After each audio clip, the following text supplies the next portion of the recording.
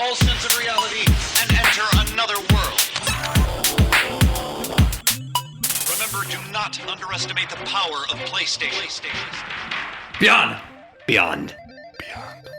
What's up, guys? This is Podcast Beyond, episode 196. I am not Greg Miller. I am Jim Reilly. I'm joined by Ryan Clements. and Colin Moriarty. Colin. You're so happy right now. I know I am. Oh. We're giddy. I'm really not happy, actually. Oh. Greg is not here this week. No. Right. I am, though. Jim is here. Greg is going to be busy today at an event. We were going to try to record early in the morning. It still is early in the morning, actually. It's like 9:30 or something like It's that. actually early for me, too. I'd be just walking in right now, I think. So, yeah, we had to get the Roper Report early today. We had to do this, that, and the other thing early today. Yeah, we listened to a little Lamont and Tonelli on the way to work. Oh, man, it's always it's a tough call with the Lamont and Tonellis, man. Now, I want to get something out of the way real quick, Clements, All Jim. right. This new podcast setup. I was hoping you'd comment on this. I'm not feeling this. Now, I'm not talking about Jim hosting the show. That's great. Jim introduced the show. It's what has I to used happen. to do radio in college, by the way. Jim did do radio in college. That's absolutely true. At what was the university? Erie? It's a fine establishment. Don't worry about it. Okay.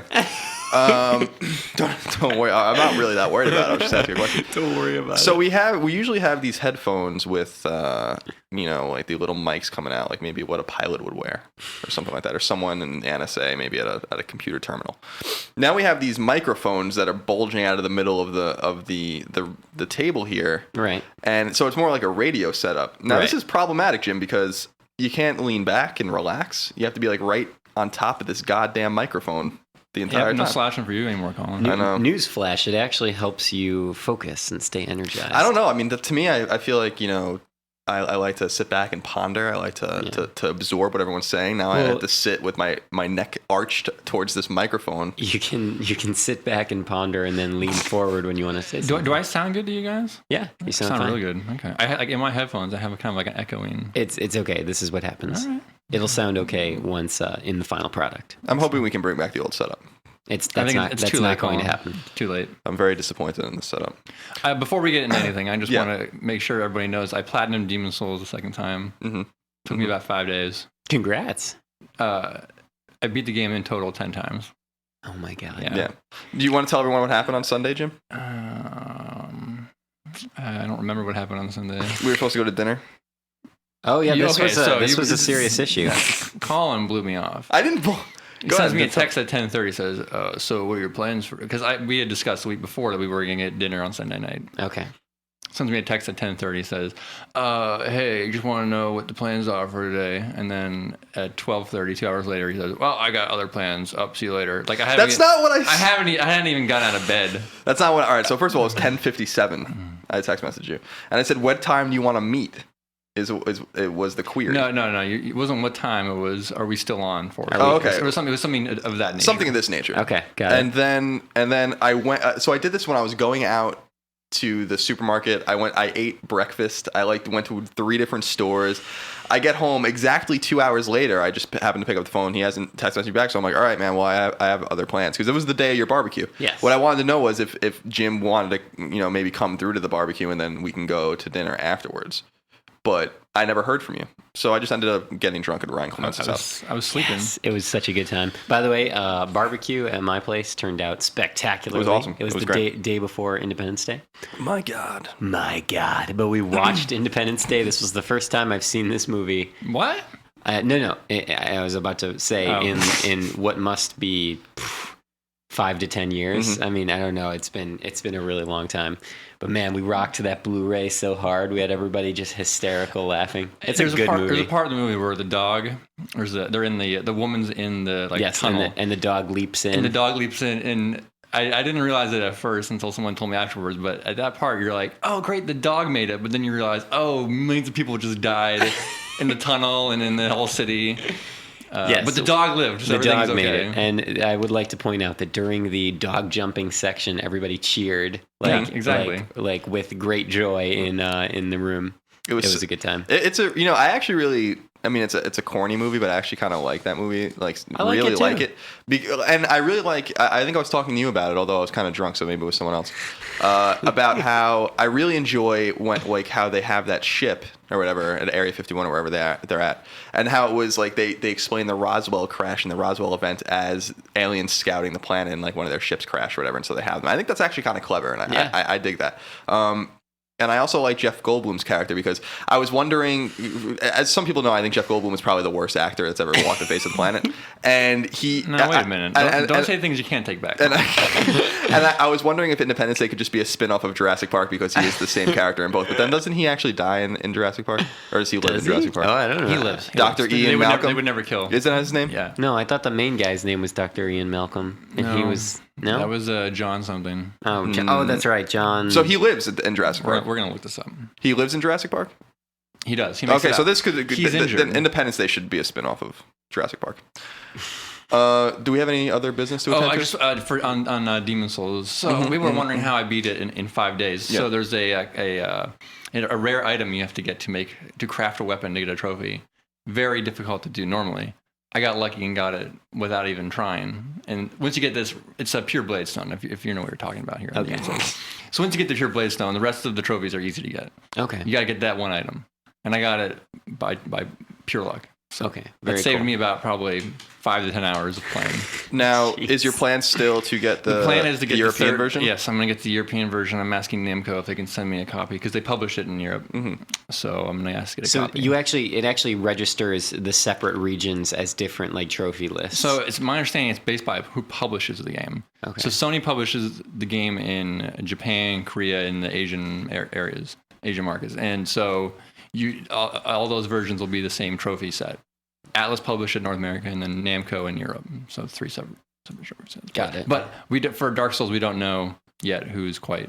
Namco's publishing it worldwide, but we don't know if the Japanese and North American. Well, From Software is publishing it by themselves, right? Oh, yes, that's right. So we might have 2. Yeah. Well, that's still something to aspire to. Yeah.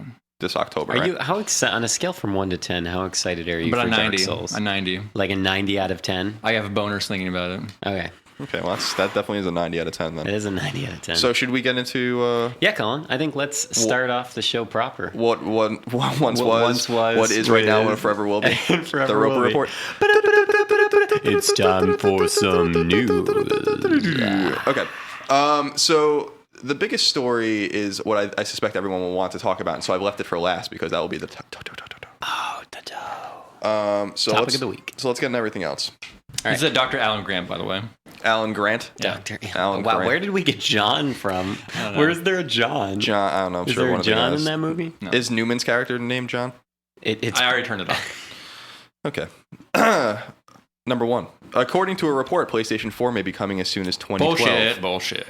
A Taiwanese manufacturer claims that Foxconn and Pegatron Technology, the companies that make the PlayStation 3, will create an attempt to ship up to 20 million units of the PlayStation 4 by the end of 2012. Most disturbingly, the report claims that PlayStation 4 takes advantage of, quote, body movement-based controls like Kinect.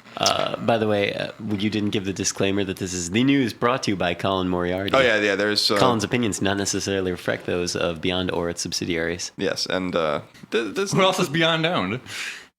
That's a good point. Yeah. Well, it is America's Most Beloved podcast, so we just want to make sure to cover our bases. Also, can you tell me again the name of this manufacturer?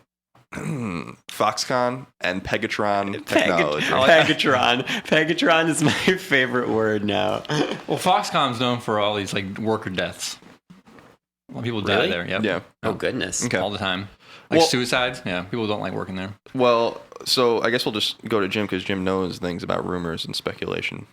What do you, Jim, what what do do you you think say, about Jim? this? You're calling bullshit way I'm before. calling bullshit. It's not. It might be announced next year, but it's not going to come out next year. Yeah, I think it won't be announced and obviously not released next year. No, there's absolutely no way it would get released next year. It's way too early. I talked to some developers. They don't have dev kits for whatever this is. So if it was coming out next year, they would have it by now because they would need at least a year, right? Yeah, or more. Yeah, definitely more. Probably need 2 years. Were you talking to third parties though? I can't comment any further. Okay. And I think the motion control thing might be correct. I think they could probably going to do something with like an iToy, new version of iToy. Because the Move is kind of a failure at this point. Go away. Well, it's not a. I mean, a move is It's a failure, Colin. it's not a failure. It's just not that fun in most. In most I mean, cases. strictly move games are they releasing besides Sorcery? What other I don't know. games? I can't believe we actually didn't hear anything about Sorcery. But Deadman's Quest. Yeah, Deadman's Medieval Quest. moves. Ape Escape. But most of the move stuff is just throwing in controls for Resistance, Bioshock. No, I agree. But commercially, it's not a failure. It's sold actually quite well. So I just wanted to. Not as Well, well we as don't know the breakdown of actual sales for that. Yeah, they don't say like what the navigation controller sales are. Yeah, they don't say bundles. But they're also, if it was, let's just say it was coming out next year, they wouldn't be able to make 20 million of them in 1 year. Yeah, I mean that was what kind of threw up the red flag to me, which was like this doesn't 20 million units is a lot of units. It's almost impossible, and they wouldn't have Vita and PS4 or whatever in the same year. Yeah, I absolutely agree. So it's bullshit. Yeah, I agree. I don't think we're gonna hear anything at all about PlayStation 4 next year, but that's just my theory. Yeah, and Vita's coming out this fall probably, if at the earliest Q1 2012. I still think it's gonna be this year in Japan only, and then early next year. I hope they don't do that to me. They haven't said. They keep going back and forth on when it's coming out. If it's not region locked, I might just import one because I'm quite excited to get my hands on it for the commute and the trophies. Mm-hmm. Wait, you're going to be playing the Vita in the car? I'm not going to be able to hear all your enlightening chats. Yeah, I mean, it depends. We might not be driving together depending on where... Yeah, I drive with Colin. Depending on where Greg and I live and Mike Mitchell. Yeah. The one Mike Mitchell. I live next door. I live next door. Yes, you always talk about how you're so close to the office. Yeah, you really are close to the office. You live in like a little like 1 block by 1 block area where you don't do anything but leave that. Well, you have to leave that area to go to McDonald's and burger joint. All right, so number 2, sad news. Although it could be exciting as well. News to surface that Media Molecule, the developer responsible for Little Big Planet, is, quote, stepping away from its beloved series. So basically the studio wants to, quote, focus on some new ideas, which I think is exciting because that studio is very talented. For sure. But they're still supporting everything like LBB2 with DLC. Final Fantasy VII costumes are coming out in a couple weeks from now. Who's making the Vita game? Is it them? I don't think so. Okay. Could be. It seems like I don't know for sure, but I mean, it seems like the smaller first-party studios are working on the big franchises for Vita, such as Bend for, I guess, Uncharted, right? Who's making Resistance? I forget the name of that studio. It's not Sony Bend? No. What do you mean? What Resistance? What? There's a Resistance Vita game, isn't there? No. Not that I know of. Oh, it's a You're talking about the Uncharted? one. No, you're talking about the Uncharted Vita game. I'm sure both of those games are coming to Vita, but I don't think that either of those have been announced. I gotta look into that. Okay. You may have off the record information. No, I don't. If I do, I will have to delete this segment. The Media Molecule. So Sony bought them last year. Yeah. I assume when they bought them, they knew what else they were going to be working on. Yeah, well, hopefully. I mean, I'm excited to see. It's kind of what we were talking about. I think we were talking about it last week, which was it would be exciting to see like what Naughty Dog, for instance, does after Uncharted. Like you kind of want to see what they do next. They can always go back to Little Big Planet, Media Molecule can. So yeah. I think they're going to do another Jack and Daxter game. Who? Naughty Dog. Nice. Oh, no. Well, I'm just kidding, actually, by the way. So they're not going to make that shit. Some people posted some funny stuff about, like, I guess Naughty Dog's track record with, like, their series. And, like, the 4th game is always a kart racer. So maybe we'll get an Uncharted kart racer on Vita. That would be awesome. I'm still waiting for Sony to buy Sucker Punch. I think it's going to happen. Yeah, that would be a smart move. Speaking of the late to the party edition of Podcast Beyond, I'm playing through that Infamous 2s. Still, thanks to Colin, who gave me his copy. Yeah, it's my pleasure. And I'm really enjoying it. He came over, I was eating some dinner, but I was glad to run down the copy for you so you can enjoy the blast shard collecting and whatnot that we've already discussed at length. I don't know when I'm going to get to that game. You should get to it soon because it's very good. Is it? Speaking of which, I started playing Castlevania last night too. It's an awesome game. I like it, but I feel a little sick playing it. Like the camera motion? When you stand still, the camera still moves, like just a little, slightly. You're talking about Lords of Shadow? Yeah. Yeah. I don't know, but it's definitely very God of War-like. I gotta play that game. I think it's better than God of War. And I think that they capture, especially in the middle, what world are you in or whatever? I played like the first, I'm on like the 3rd level, the bog. I just made it through. Oh, so you're like in the very beginning. I didn't even make it through the bog. I'm like at the first checkpoint. Well, the game's split into chapters. The first chapter, I think, has 5 stages. The second chapter has like 12. I do like how there's different ways to go. You kind of don't really know which way is the right way. But I guess there's multiple paths through levels. Yeah, well, there's collectibles to find and stuff, and I really love that game. And it's very gamey. I think the game captures like the gothic essence of Castlevania, especially in the middle chapters. I think the game's really good. Looks really good too. I gotta ask this, guys. Is anyone else boiling hot in here? Nope. No, I'm comfortable. God, my damn. neck hurts because I have to arch it to reach this friggin' microphone. Well, can you adjust the mic? No, I just want to wear that headset that's sitting there. Should have done that. We're fine. What a blunder. We'll be okay. Okay, moving on. I think this is exciting news. It looks like the original Crysis is coming to PlayStation 3. ESRB ratings have leaked for both an Xbox 360 and PlayStation 3 version of the game, all but confirming the port's existence. No details have surfaced yet about when we can expect the game to launch or if there'll be any extras. Well, the ESRB thing doesn't necessarily confirm that it's coming. All but confirms. Although I've never seen an instance where they've actually rated something and have it not come out. Yeah, well, I didn't say they confirmed it. I said all but confirms. Okay. Because Don't that give really them does. hope, Colin. Don't give them Well, hope. that really does all but confirm that the game exists. I could see this being like a download title. I don't know why you'd put this out now on retail. Yeah, So I could see if they're going to do like a download. $20 would be a nice price for it, Or if they're going to maybe package it in with Crysis 2 or something. like a special edition. I wonder if they're going to address the control issues, because I know that a lot of people had a problem with that power wheel that you had to like flip to do different things. In Crysis 2? In Crysis 1. Oh, I never played Crysis 1. Oh, okay. Didn't you say that Crysis 1 was coming to PS3? Yeah. Yeah. I just didn't. Jim had just mentioned Crysis 2 and maybe the okay. game being bundled, so I just wanted to verify what you were talking about. That's all. I have no interest in playing Crysis. Well, I do, depending on what the trophies look like. Yeah, but I think that's exciting. Although the graphical fidelity of that game is still seems like it's higher than what consoles can do. But the game's just meh. Just meh. That's what I've heard. But I was playing on Charles' desk with the new patch that makes it even look better, and it's just meh. Wait, are we talking about Crysis 2 or 1 now? Crysis 2. Oh, damn it. Oh, Man, we are it's talking hard about to- Crysis 2. Okay. It is hard to keep track. Yeah, I can't. Let's just move on. All right. Is PlayStation Network getting redesigned, Jim? There are rumors that the PlayStation Store in particular is getting a refresh. The rumor states that Sony is trying to, quote, declutter the service in favor of an aesthetic layout with logically marked sections and Rolodex lists. Wow. I don't know what that really means. The blue background will apparently be replaced by a black background with brighter text colors. I can't say I've actually used a online service like a store, like iTunes or PSN or Xbox that actually it works and is sorted well, and it's all bullshit. No one knows how to do anything, I guess. Yeah, the with PlayStation an Store online is not very good. Like you can't find anything on iTunes. You have to like know what you're looking for before you find it. What are you talking about? What? How can you not find something on iTunes? You can only just view the most popular, the most downloaded, but you can't just view like I want to know action games or games that are between $2 and $3. You can't.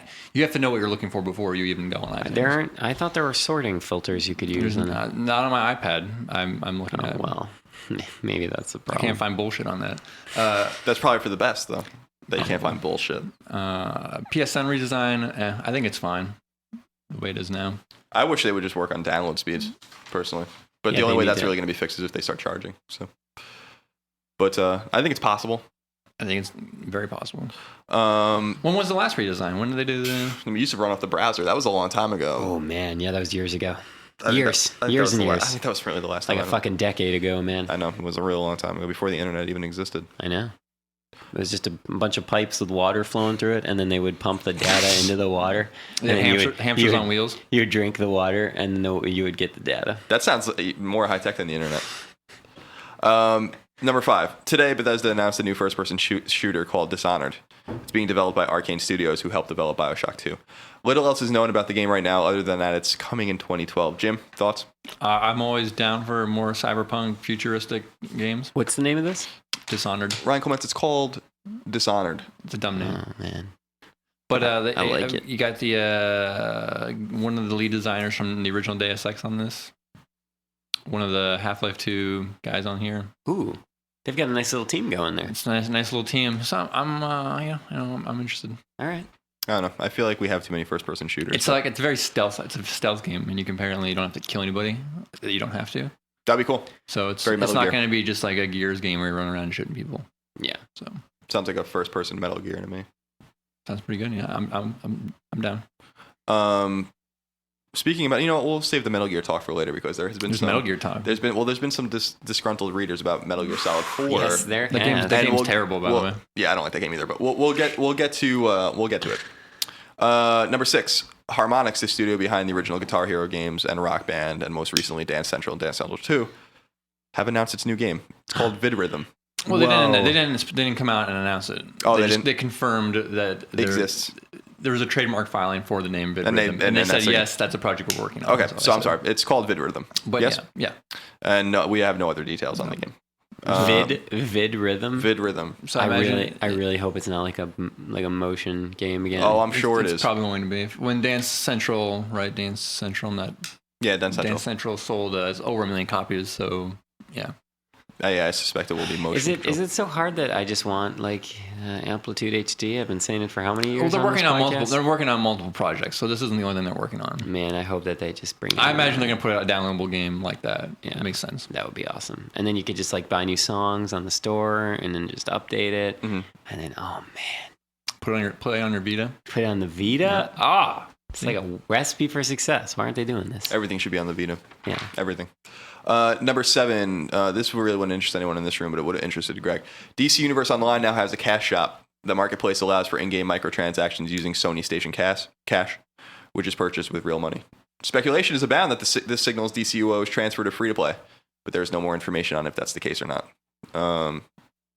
Okay. Yeah, I mean, Greg would be the only one that really would be able to give insight into that. Jim, you have no insight into this, yes? I don't give a shit about any of that. Yeah. And Clements, I imagine you don't really care about that either. No, I gave my copy of DC Universe back to Greg before ever even playing it. I have my copy. I haven't opened it. Yeah. And maybe I never will. Yeah. And finally, we're going to get to topic of the week. What is the topic? of What the about week? Metal Gear? What is this? Oh, all right. So you want to get Metal Gear out of the way first? Well, Okay, let me just go through. Greg gave me some notes here. So Metal Gear Solid 4, we did our top 100 modern game list. And Metal Gear Solid 4 is nowhere to be found on the list. Despite getting a 10 out of 10. Yeah, it got a 10. Jeff Haynes, Beyond Alumnus, Yes. gave the Isn't game. it just alum? Alumnus is singular, right? And alumni is... Plural. I think you're I right. thought- so I thought it would just be alum. it could be. Beyond alum. Beyond alum. Beyond alumnus, though, would work too, no? Oh, I actually don't know. I think so. Someone will I think tell. Jim's looking it up. I'm not. I'm just reading my okay. emails. So someone was, writing in kind of angry about Metal Gear Solid 4 not being on the list. And I don't know if there's a specific letter here or not. I guess there isn't.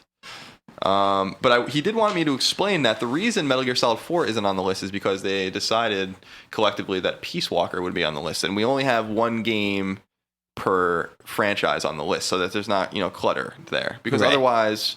all 3 Resistance games would have to be on the list. Or I guess 2. We only have... Well, no, 3 with Retribution.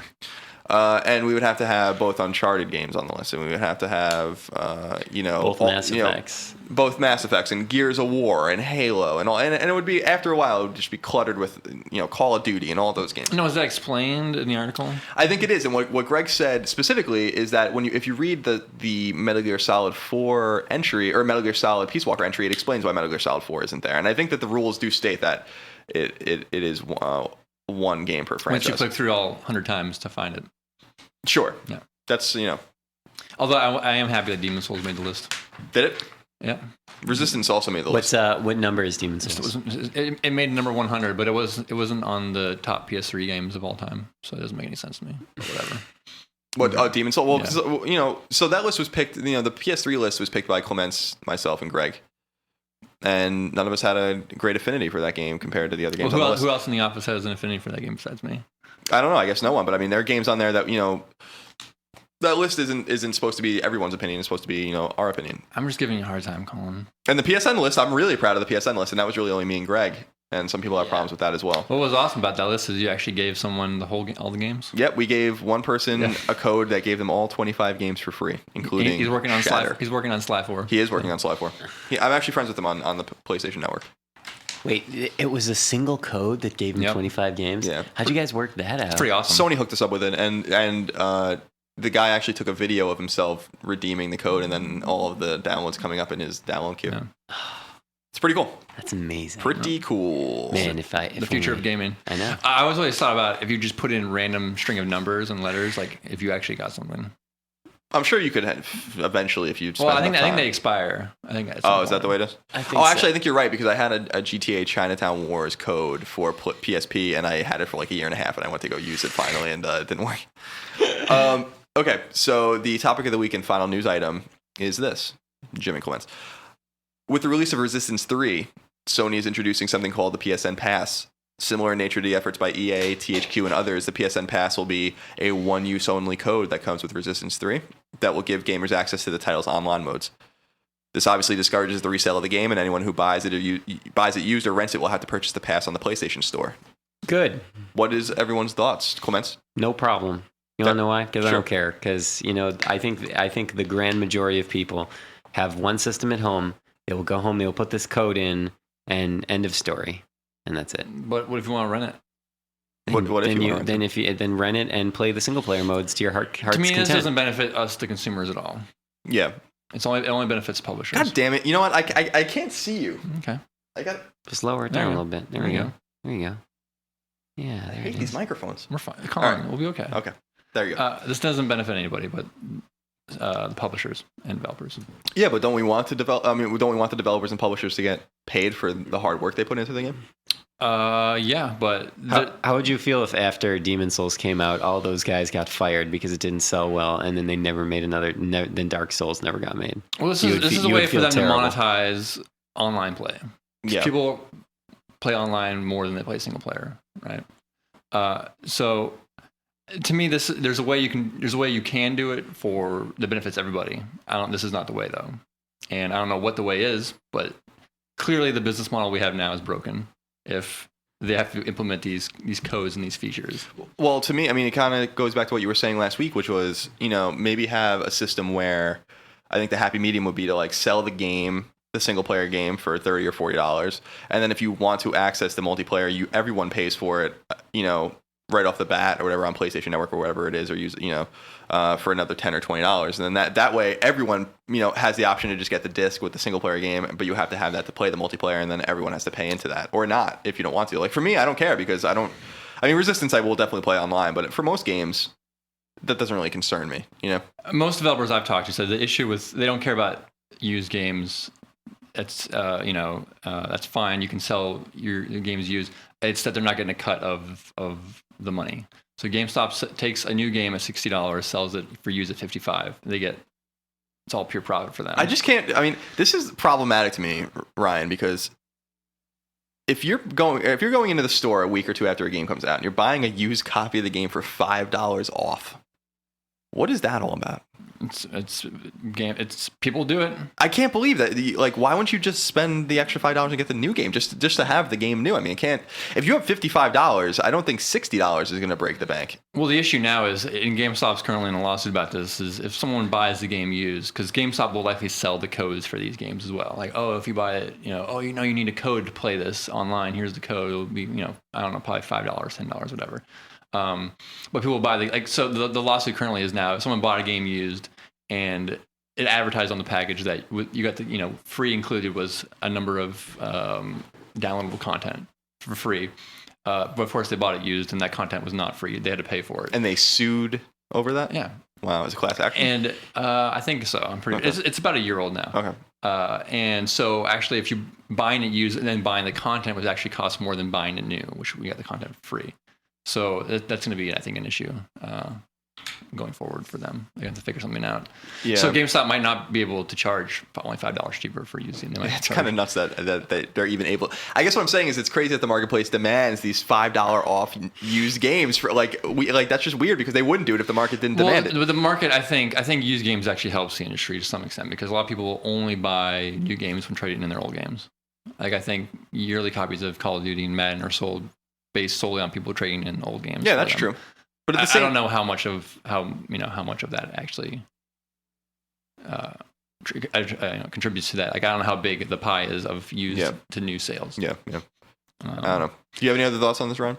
No, not really, man. I guess I'm just like I just don't care about all that, Like I for the most part, it doesn't influence me because I always buy my stuff new to support the industry, which usually means I just have to put in a code if I want to play online. If I don't want to play online, I don't put in the code. Yeah, I mean to me, I guess I'm of two minds with this.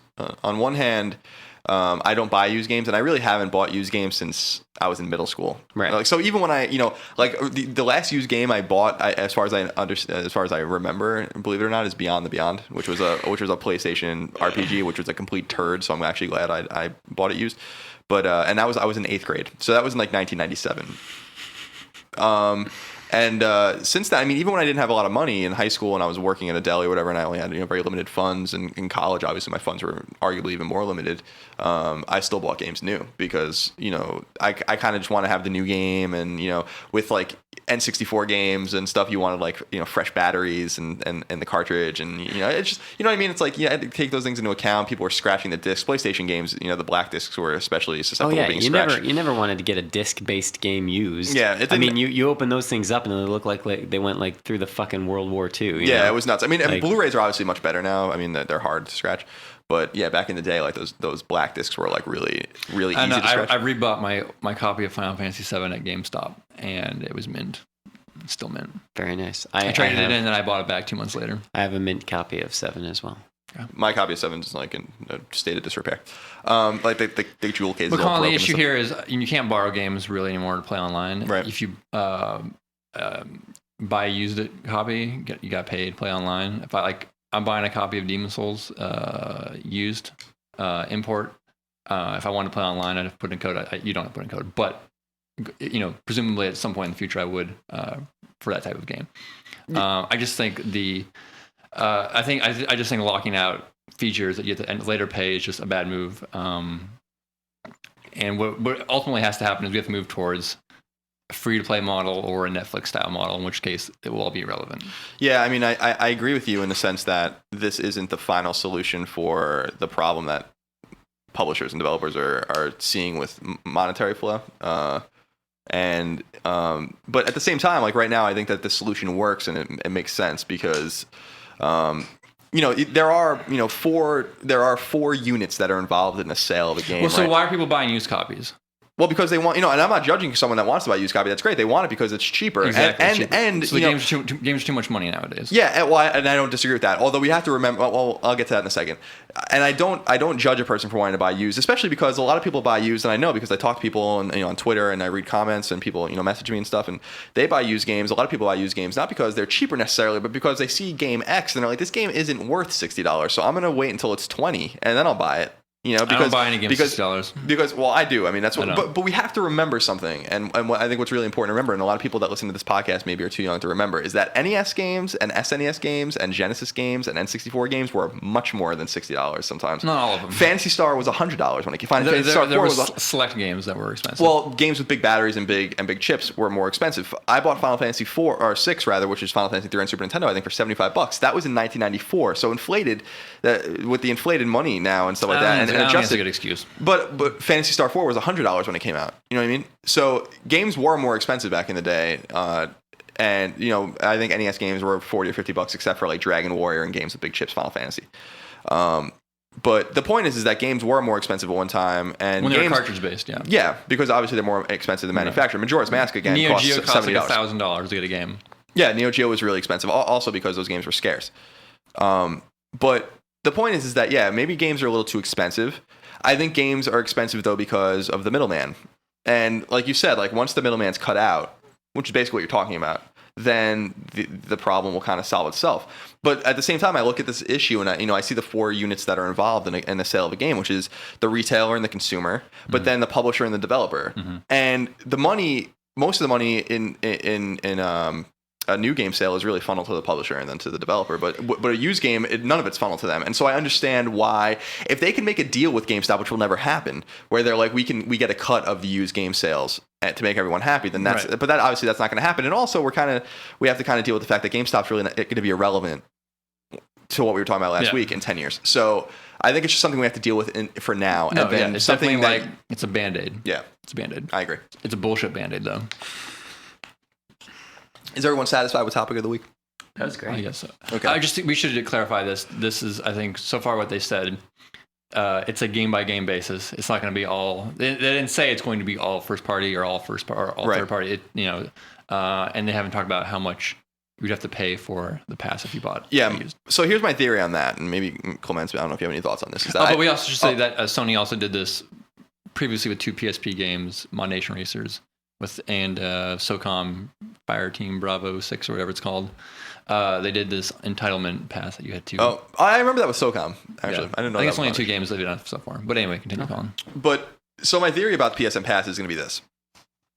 I think it'll be for Resistance, and I also think it's going to be attached to Twisted Metal and Uncharted. Now, I think Uncharted is definitely a good and one. I think that it will be $10.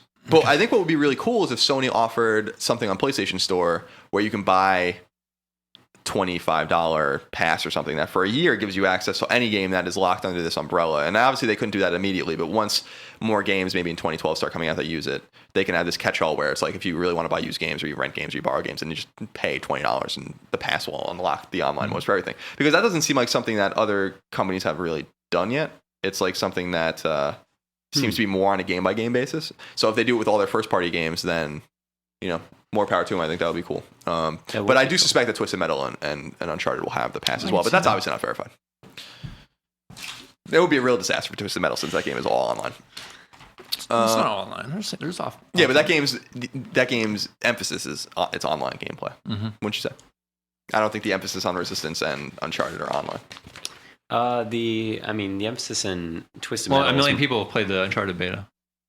Hmm? A million people have played the Uncharted. Is that what they said? That's what I saw. I saw it on Twitter late last night or something. Wow. I couldn't find a source for that. Oh, it wasn't from Naughty Dog. It was someone from I couldn't find an actual story with actual data. It was just someone said, "Congratulations, Naughty Dog, on the millionth." Whatever. I don't know. We'll have to look that up. That'd be an interesting story. Yeah.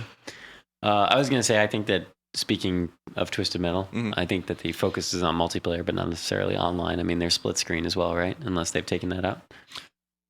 Well, I think there's split screen.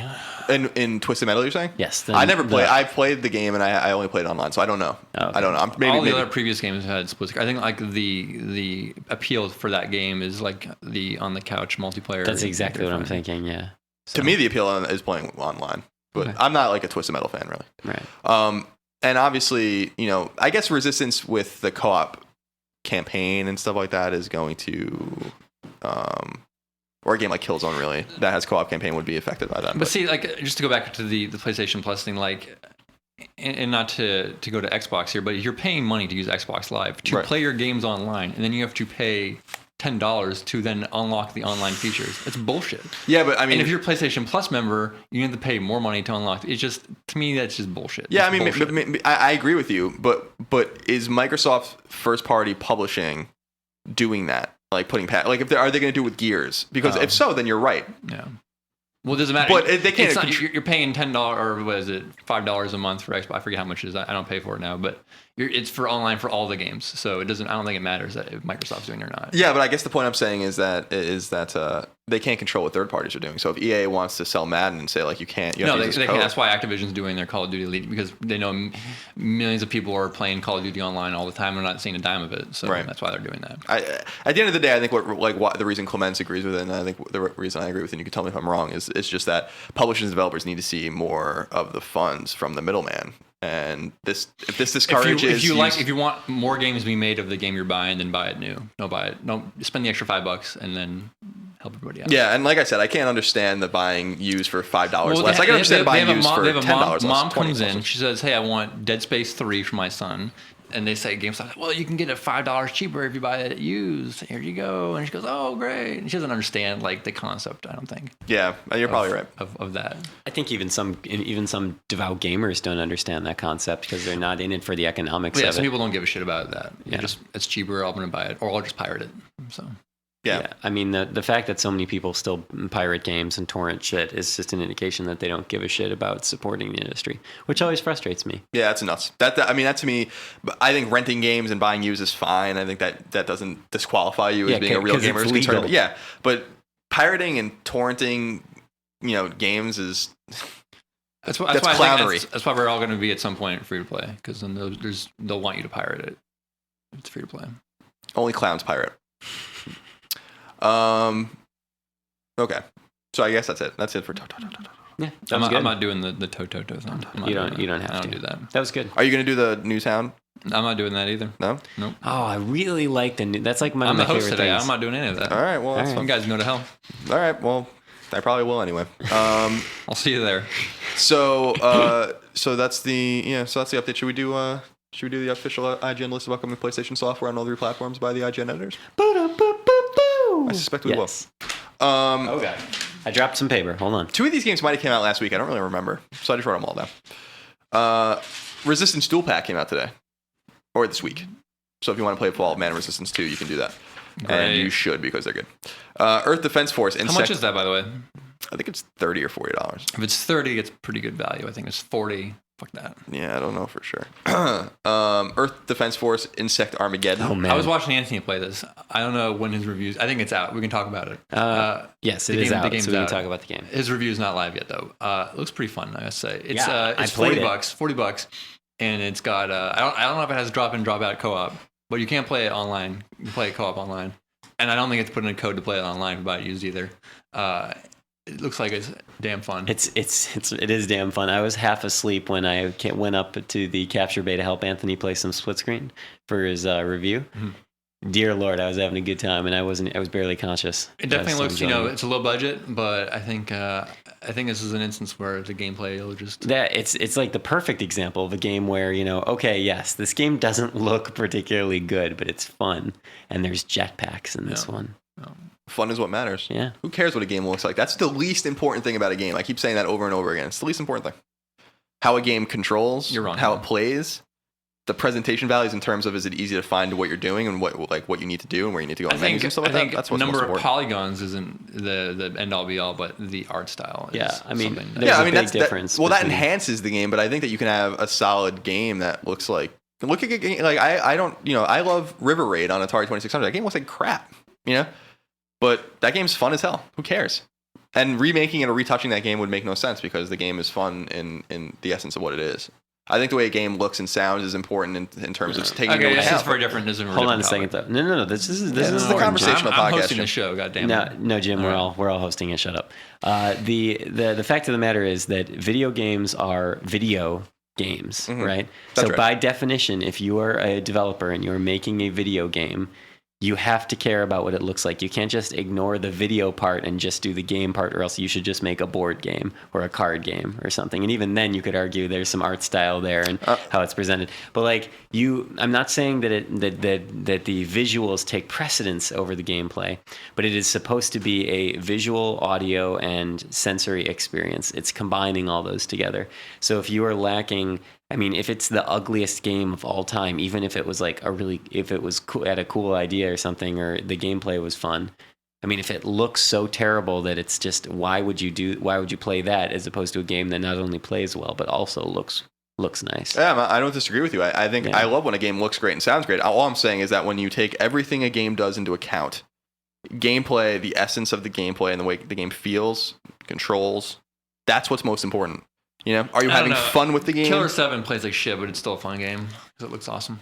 Yeah, I don't know. I don't know. I don't really. I guess I'm coming up and really enjoying more retro games or whatever, and I look at those games now and I'm like, these games look like crap, but they still play better than most of the games we play today, frankly. Well, but there's a point to be made about, are those visuals conducive to the gameplay?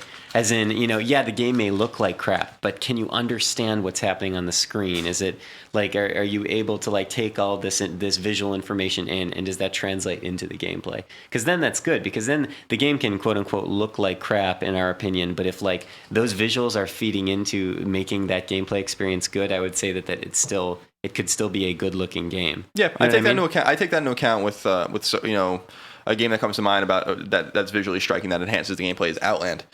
Right. But not all games are like that, I don't think. I guess what I'm saying is that graphical fidelity is important. I understand what you're saying. You know what I mean? Yeah. It's important, but it's the essence of gaming is gaming. Not looking at something that's pretty. That's art. It doesn't have to be pretty, but it's still if you're choosing to make an interactive visual medium, then you have already decided to video has to be as important as the other things. Not as important. I'm not but saying but it's any important. either had to be more important than the others, but I think equally. They have to all fit together. Yeah. Because, or else it's not a video game, it's just a game. All right, next we're moving on. All right, we need the PlayStation Store update. Oh, yes. I've got that covered for you guys. Mm-hmm. All right, so this week we had a shit ton of stuff, actually, including PlayStation Move Ape Escape for $19.99. What do you think about that? So this is a download movie game? It's a downloadable move game continuing the, quote, beloved Ape Escape saga, end quote. The beloved Ape Escape saga? The beloved Ape Escape saga. I like Ape Escape, but yeah. I didn't know it was a saga. It has 15 diverse levels filled with over 500 different monkeys to capture. Jesus Christ. Also, there are some PS1 classics here, some imports that I thought had some interesting names. There's Rapid Angel and Yakiniku Bugyu. Okay. Bogyu. I'm not sure how to say that. But it's a game based on yakiniku, the Japanese grilled meat, as a theme.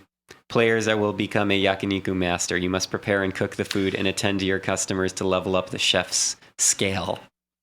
Okay. Come on, we have breaking news. What is it, buddy? It's not amazing breaking news. Konami announces Castlevania Harmony of Despair for PlayStation 3. Yes. What's that? I love it. That's the downloadable game that came out to Xbox Live last nice, year, nice. like the multiplayer Symphony of the Night style game. Let's see when it's coming. Awesome. Awesome. That was supposed to be good, right? Yeah, that game was supposed to be a lot of fun, and I love me some Castlevania. I know. Why don't they release later this summer on PS? Excellent. So it'll be about a year since it was on Xbox.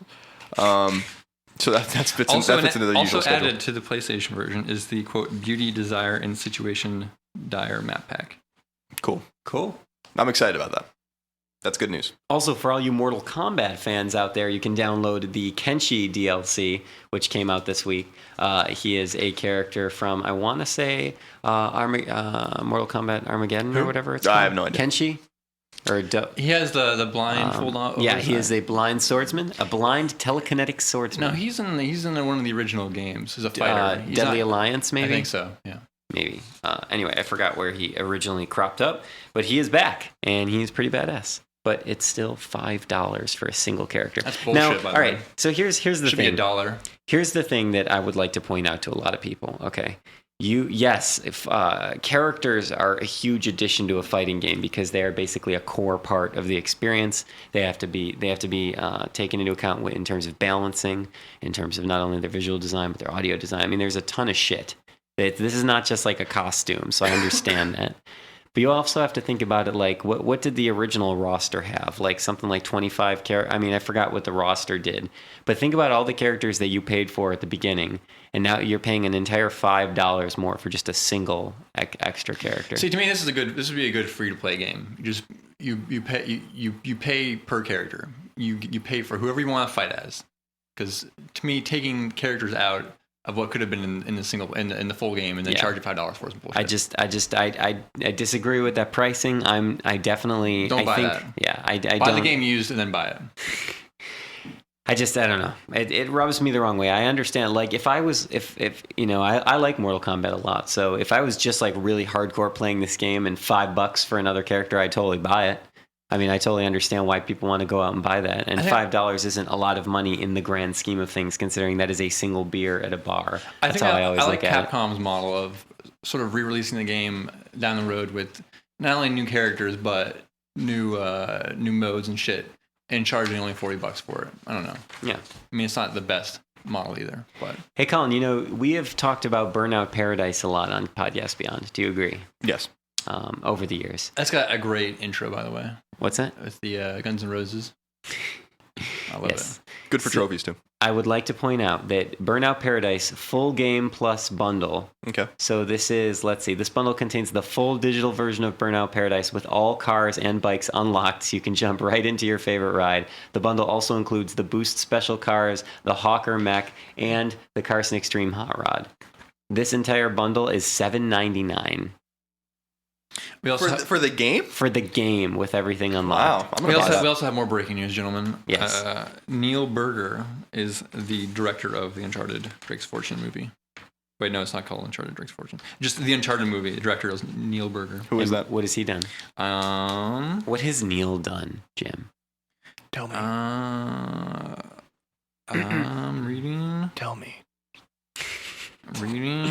I will say that our voices do sound really different in this setup. My God. My God. Is that glass bulletproof? Oh, by the way, for those who haven't seen Independence Day recently, fucking Jane from Firefly is in that movie. I had no idea. He directed the movie Limitless. Limitless?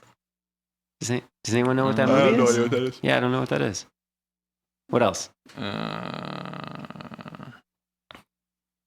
I don't know. I don't know. I don't want to. Let's move on. Okay. There'll be something up on IGN eventually. Guess what PlayStation Mini we have for today, Carl? I'm sorry, for this week. Is it Ninja something? It's Ninja Mirai. Yeah. Or Ninjamurai. Ninjamurai? I like that. Ninjamurai, yeah. How much is it?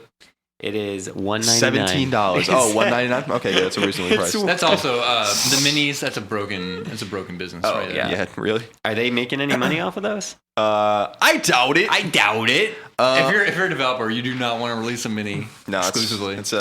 I haven't played many of them, so I don't know. I know that the quality of most of them, talking to other editors, has been pretty poor. But a space shooter for $2, that game was fucking awesome. Can those translate to Vita? Do we know if you can play minis on Vita? I don't know. I assume you would. Yeah, I imagine that you probably would, because you can play the PSP downloadable games on Vita, right? Yeah. So yeah, I don't see why you wouldn't. I sure hope so, because I'm gonna rock some Dissidia on that shit. I do want to add something, by the way, because I saw this on PlayStation Blog right before we got in here, and I wanted to just bring it to everyone's attention, since we will not. This will start before the next episode of Podcast Beyond. Okay. Next week they're doing a summer sale on PlayStation Store, and I thought it was pretty interesting because these 10 games are 30% off for everyone and 50% off if you're a PlayStation Plus subscriber. And when I look at the list of games, I'm like, these are all pretty damn good games that we have on this list. So you ready? I'm going to read them all. Give me the list. Back to the Future, the game, full series. The full series? Yep. For PlayStation, so I'm just going to read the PlayStation Plus price for every one of them. So that's half off. So it's $9.79 for all of them. Chime Super Deluxe, which is quite fun, is $4.89. Dead Space Extraction is $7.34. Hardcore Uprising is $7.34. Oh, I need to get that. Pac-Man Championship Edition DX is $4.89. Pixel Junk Shooter 2 is $4.89. Yeah, that's right. Okay. Risk Factions, which I had a lot of fun with, is $4.89. Shank is $4.89. Scott Pilgrim is $4.89. Swarm, which I really loved, is $4.89. And Tales from Space About a Blob is $7.34. I own half those games, but I'm going to be buying everything I don't own because that's pretty damn cheap. I need to get Hardcore Uprising. I don't know why I missed that. I have it, and I'm not like super blown away by it because it's I don't know. I didn't spend much time with it, but it's fun and it looks really cool. Yeah. I'm just an Arc System Works fan, so I understand. The best game on that list, in my opinion, Pac-Man's pretty damn good. Shatter.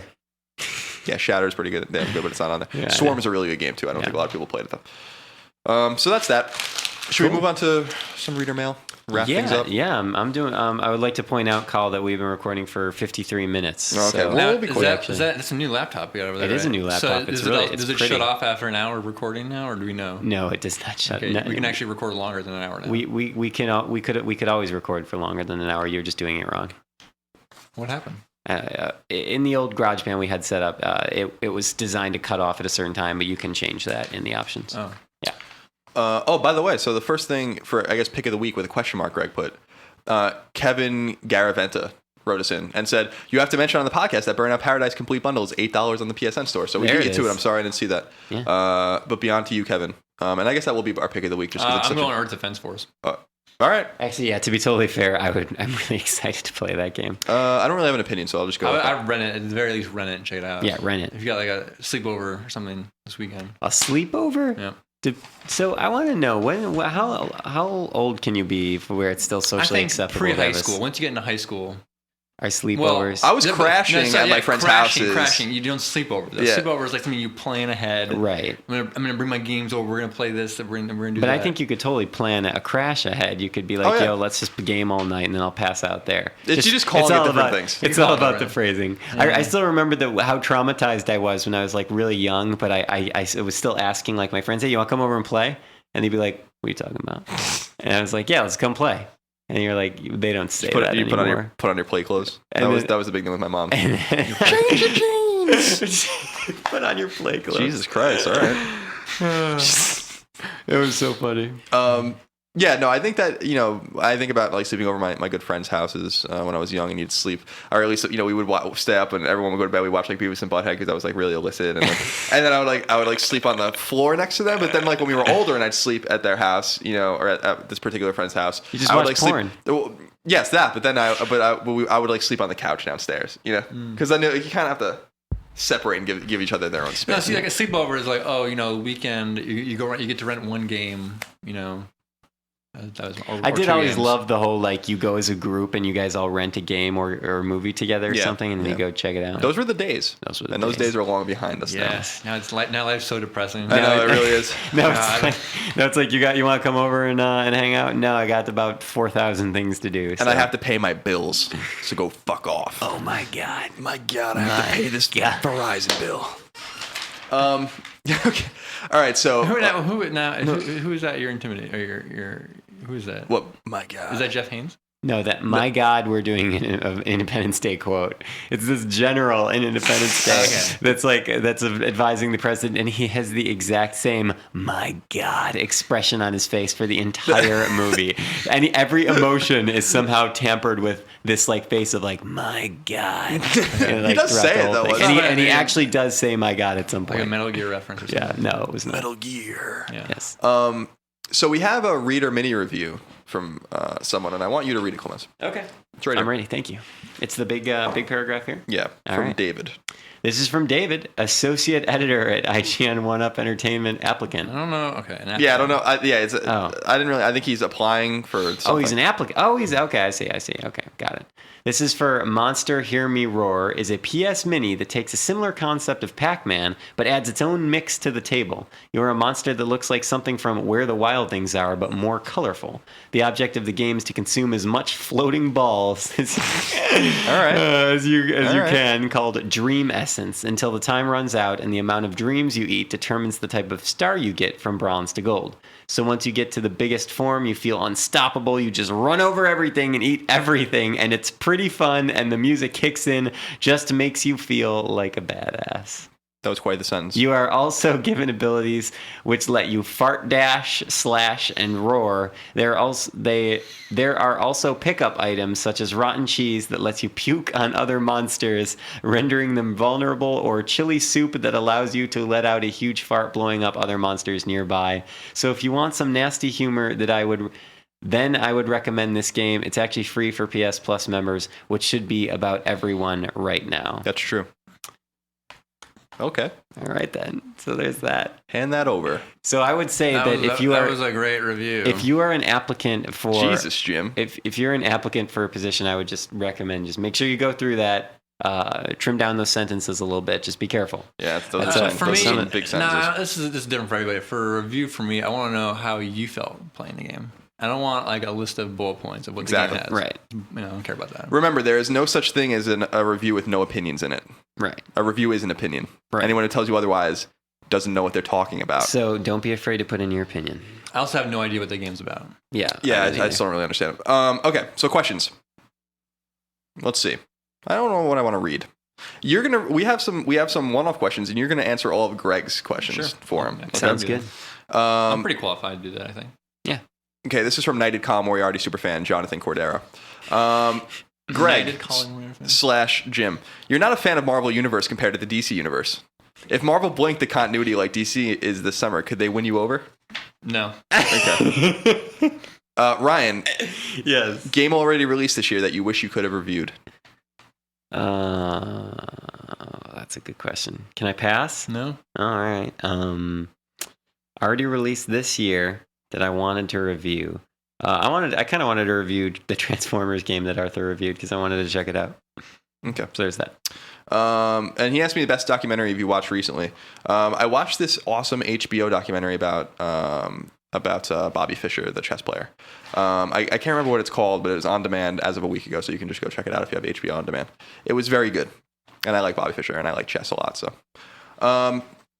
let's see. Sam asked, "How is Ryan doing in the Super Street Fighter HD 4th anniversary competition, or SSHD? Is that? I'm sorry, Super Stardust HD 4th anniversary competition. I have not participated. I was gonna say Street Fighter hasn't been out for 4 years. Yeah. Clements, I haven't told you about this, but at E3, I told on the last podcast, I talked about this too. I was playing the Vita game, and the producer, who I think he was a producer there, he's like, yeah, only one guy beat it so far, and he's this guy at IGN, he's like the spiky red hair or whatever. I was like, that's Clements. Yeah, it was funny. And now, I mean, you played it. You sat there and played it till you beat it. Yes, correct. But I mean, I did it in one sitting without dying. But at the same time, don't think that's a feat. I mean, I think it's just because that game can be very overwhelming for someone that's just kind of coming in at first and like giving it a shot. That's probably why people weren't beating it. Because I mean, well, they were showing when I played it, they were showing me all the features, and I was not able to really pay attention to the screen, which is usually the way it is at a demo like that. I got bored of it. Well, that's awful taste then that you have. Yeah, because that game's awesome. Dark Souls, October 4th. Pre-order now. Pre-order now. Let's see. This is an interesting question. This is from Fran, not Fran Mirabella, I suspect. By the way, we're reaching an hour's mark. Okay. And we'll wrap it up. Fran's Hair is following me on Twitter, by the way. Fran's Hair is a new Twitter? Oh, good. At Fran's Hair? It might be Fran_hair. It's Fran. Okay. So Fran asks, I'm looking to get an N64, and I'm just looking for some game recommendations. This is an interesting question. GoldenEye, obviously. I say WCW versus NWO Revenge, not the other one. I get Revenge. Okay. Those are the games? No, I'm not done yet.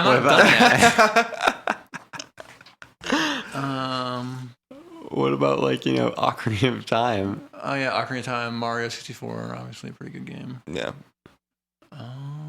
Ryan? I actually liked Perfect Dark. Perfect Dark's a good game. That game's crap. Oh, okay. It really wasn't crap. It's crap. I would say my favorite Zelda game is Majora's Mask, and I would definitely say to pick that one up. I'll get both of them. Also, Konami released a game called Hybrid Heaven, which is pretty good. That was on N64. And I really like Castlevania 64, even though a lot of people don't enjoy it very much. I don't recommend it. So I recommend you pick that up as well. Isn't that right, Jim? No. Wait, we gotta think of more. There's even more games than that. Come on. There are. I mean, a lot of first-party stuff. I mean, you can play Jet Force Gemini. You can play Pilot Wings was pretty good. That was a launch game, and it was only 2 launch games, so you didn't have much to select from. I still remember going to Toys R Us today that had Mario 64 up. I was just blown the fuck away. I'm not a huge fan of that game, to be honest. Really? Yeah. The revolutionary platformer? That's right. That's the one. Oh, okay. I think it's a good game. Colin, you crack me up. You should host more often. Well, maybe I will one day when Greg isn't here again. Yes. So Alex G asks, what do you guys think about developers picking up a franchise where another left off, such as with the new Sly Cooper? Does it make you nervous that they will not do as good of a job or know the IP well enough? We talked about this last week with Uncharted. We were thinking that the next Uncharted games would be handed off. And that doesn't really concern you, right? No, because like I said, the blueprint's already there, right? I mean, if you saw any of the video for Sly 4, it looks like Sly Cooper. I mean, there's obviously some. It would probably look different if Sucker Punch was doing it. It would have that Sucker Punch touch to it, right? But I think the blueprint's already there. I think for something like Uncharted, for example, same writers on the game. You probably even get some of the artists from that game on there too. I don't think it's as big of an issue as it may have used to be years ago. Like I probably think of a famous game that switched developers and turned out to be shit the next one. Well, he's talking specifically about Sly Cooper, obviously, so he's talking about Sucker Punch to Sanzaro. Now, when I saw Sly 4 at E3, the game looked immaculate, basically. Just the demo that we saw looked just like a Sly game. So like you were saying, like that looks like Sly Cooper. It plays like Sly Cooper. Who knows what the final product will look like? I mean, that was obviously a well-polished, but I'm really excited to play that game, and I don't think you're really going to be able to tell the difference. Another game that comes to mind is Mega Man 9 and 10, which were not done by Capcom at all. They were done by IndyCreates. So, and those play just like old Mega Man games that you wouldn't know the difference. There's got to be some examples of series that have switched developers and have turned out to be shit. I know there have been. I'm trying to think of something. Yeah, I don't know why anything's coming. I mean, Fallout 3 to Fallout New Vegas. Okay, I mean, a lot of people had problems with Fallout. I think New Vegas is a better game, but it definitely didn't run better. And Obsidian has this stigma of not doing well with that in those kinds of situations. Whether or not people, because of KOTOR and KOTOR 2. But at the end of the day, though, But at the end of the day, the games looked and played similar. Yeah, because Bethesda game studio already made the blueprint, like you said, and so that they oversaw most of it. You're basically modding the game. Yeah. I mean, I'm sure it's much more complicated than that, but I mean, and look at the Uncharted Vita game. It looks like an Uncharted game. yeah, it does. That game looks beautiful. It's just like Drake's Fortune. You have any input? I will say that I agree that it can make me nervous because, I mean, things can happen. So if it's not the original creators, I always get like a little, I hold my I have my reservations for a while, but, Holding a reservation is a Seinfeld thing, when he goes to the car thing and he's like, you took my reservation, but now you must hold the reservation because they give the car reservation away. And he reserves the car, and then he goes and gets the car, and it's not there anymore. He's like, anyone can take a reservation. I think the games are just so much money nowadays that a risk. I totally forgot about that. A risk like that is something that you have to be very careful about, and where, if you're gonna have another developer take on an Uncharted, it's gonna be a very big budget project. You're obviously not gonna go and fuck it up intentionally. Plus, I'm sure Naughty Dog will send their people over. I mean, when we saw Sly and they were talking about the game, Sanzar was saying that they're in contact with Sucker Punch like regularly, like multiple times a week, and they send them builds of the game and they're giving them feedback. And so it's not like everyone was concerned when David Jaffe left the God of War team to do something else, and then they brought in Cory Barlog to do God of War 2. And it turned out to be an awesome game. Yeah. And then Stig came in for 3. Yeah. Is that his name? Yep. No? Stig Asmussen. Yep. Met him at DICE. Cool. Did you guys fight gods together? No, we didn't fight gods together. All right. He's a good guy though. God, I am. I got to apologize to the Beyond community here because I'm actually half dead right now. It's okay. I do not feel well. You're tired. Yeah, I'm just very sleepy. You're feeling a little ill. We'll do two more quick fires, and then we'll wrap this bastard up. All right. So Zach asks. Oh shit! You know what? Yep. Yeah, it needs to go fast because I need to edit this before Megan gets in here. We'll do it quick. Zach asks quickly. Ryan, what is the most recent anime that you have watched? Fuck. Come back to me. What is that one about? Fuck, come back to me. Is that the anime you're talking? Is it fuck hyphen come back to me? Yeah. Colin. Greg. All right. Yeah, Colin. Greg / Jim. Who would win in a fight, Chloe or Elena? I always go with Chloe is the brunette. Yes. I think Chloe hot stuff. She would definitely win in a fight. Yeah. Chloe wins. Greg thinks Elena's hot. I'm like, that's bullshit. Get the fuck out of here. Yeah. Elena's really cute. Chloe's a sex pot. Like the sex pot. Just to let you guys know, I finally finished the second season of Haruhi Suzumiya. So that's what I watched. Okay, good. I started playing Cityville. So John Shepard, who used to work at EA, works at Zynga now, an executive, sent me a Cityville invite. And I generally delete those. But when John Shepard sends you one, you're like, all right, I'll check it out. I'll give this guy a benefit of the doubt. Because, we're friends. We chat. And we're now actually neighbors in Cityville. Oh, that's cute. But I'm not really feeling I don't get the games. Shocking. So the thing with those games is you can play. They're free to play, and you can play them for free as long as you have friends that you can invite, because you build communities, and then you have to hire people to run the buildings, and you can invite your friends to hire them. They don't actually do anything, but they just hire it into the building, and you can pay money to hire a bot. So once you run out of friends, you start paying money. Sounds thrilling. Yeah. What does this have to do with anything that we were just talking about, though? I don't understand. Huh? Yeah, I don't really get it. Where did the segue come from? Okay. Well, Ryan's talking about anime. Okay. Well, that's a good segue then. Zach asked me, and this will be a question that interests Jim as well, is who is my favorite New York Islanders player? It can be past, present, or both. Obviously, who's my favorite player of all time, Jim? I think it was a fighter, right? No, a scorer. It's Billy Smith. But my favorite player on the Islanders right now is a fighter. And who is he, Jim? Is Trevor Gillies? Yes, that guy's a complete animal. Favorite. I think Ziggy Pollak is my favorite Islander of all time. Yeah. Certainly one of the. I was watching something on Islanders Point Blank, and they were talking about how he might be one of the best Islanders of all time, and I don't disagree. Obviously, Pierre Turgeon's the best Islander of all time. Most pure skilled Islanders player of all time. Who, Pierre Turgeon? Or Ziggy Pollak? I'm going to kill you both. Okay, we'll move on. And then the final quickfire questions come from Steven. He asked Ryan, "What's the best gaming event you've ever gone to? E3, PAX, whatever." Probably the first time I went to Tokyo Game Show was pretty monumental. What year was that? 2008, I want to say. Okay. I think. Man, it's been a while. I always say this: GDC is the best event to go to if you want to network and meet people and try to get your foot in the door somewhere and meet people. Like GDC, you're gonna. Like I said, I was smoking cigarettes with Evan Wells and Naughty Dog just one night randomly at 2 a.m. Like would never happen normally. Wouldn't happen at E3 probably, but GDC, because everyone's centralized in San the Francisco, W. yeah. Basically the W is At where the everybody W, goes. yeah. Go to the W during GDC at between 10 and 2. You're gonna meet some awesome people. 10 and 9 and 2 in the morning or something. Yeah. Greg/Jim, it seems that Shatter is Colin's favorite PSN game and Super Stardust is Ryan's. What's yours? I don't really have a favorite PSN game. Okay. Demon Souls. Demon Souls, my only favorite game. And Colin, what's your favorite rap rock group? If we're talking about rap rock in its purest form, I would have to say 311, although they're not really I'll a rap send rock you group a anymore. video link to the Jimmy Kimmel performance. Oh, I saw it. It's yeah. so bad. Yeah, they're terrible. Soulless performance. Yeah, they're getting old. They're getting real old. New album drops 2 weeks, by the way. Yeah, I'll pick it up still, but Yeah. but favorite rap rock band, like rap rock band? Hard to say. I mean, Rage Against the Machine was pretty awesome. Oh man, they were so good. Their politics don't match up with mine, but they're complete hypocrites, so that makes me feel like I can be a hypocrite and listen to them even though I don't agree with anything they say.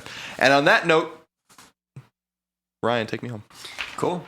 Well, remember, you can email us at beyond@ign.com, and we're going to have more info on the Live 200 episode extremely soon. I think Greg is already starting to confirm attendees. Greg has confirmed, so some of you already received confirmations. Yes. There's Stay only tuned. 3 more episodes before 200, so we're only recording 3 more episodes, and then episode 200 will be live in San Francisco. Yeah, and also, of course, remember you can follow us all on Twitter. Yes. Clements is Plum Cider, PWAM Cider. No taxation. Jim is at Jim Reilly. No Yes. space. No space. And now you really can take me home. There you go. Let's end it. Take me home tonight. Let's end it with an email that came from Eric Osborne, who writes that he's been listening to the show for over 4 years, huge fan, and would like to submit a song from his band Maya Proxy. Some homies from Oklahoma City. 2 of these homies are PlayStation and PSP nutsos, and they would be absolutely honored to hear their song on the show.